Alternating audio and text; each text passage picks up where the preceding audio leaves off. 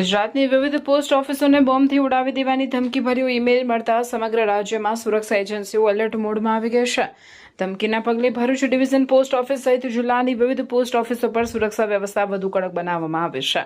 ધમકી મળ્યા બાદ સ્થાનિક પોલીસ, બોમ્બ ડિસ્પોઝલ સ્ક્વોડ અને ડોગ સ્ક્વોડની ટીમો દ્વારા પોસ્ટ ઓફિસ પરિસરની સઘન ચકાસણી હાથ ધરવામાં આવી હતી. પોસ્ટ ઓફિસના અંદર અને બહારના વિસ્તારો, પાર્સલ વિભાગ તેમજ અન્ય સંવેદનશીલ સ્થળોની તપાસ કરવામાં આવી હતી. જો કે પ્રાથમિક તપાસ દરમિયાન કોઈ શંકાસ્પદ વસ્તુ મળી ન આવી હોવાનું જાણવા મળ્યું છે.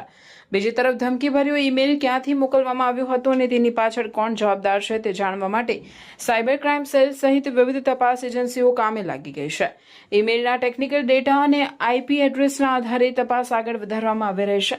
ઉલ્લેખનીય છે કે અગાઉ પણ રાજ્યની કેટલીક સરકારી કચેરીઓ, શૈક્ષણિક સંસ્થાઓ અને જાહેર સ્થળોને બોમ્બથી ઉડાવી દેવાની ધમકીઓ ઈમેલ મારફતે મળી હતી. તે સમયે તપાસમાં મોટાભાગની ધમકીઓ અફવા અથવા ખોટી સાબિત થઈ હતી. તેમ છતાં સુરક્ષા એજન્સીઓ કોઈપણ પ્રકારનું જોખમ ન લેતા દરેક ધમકીને ગંભીરતાથી લઈને જરૂરી કાર્યવાહી કરી રહી છે.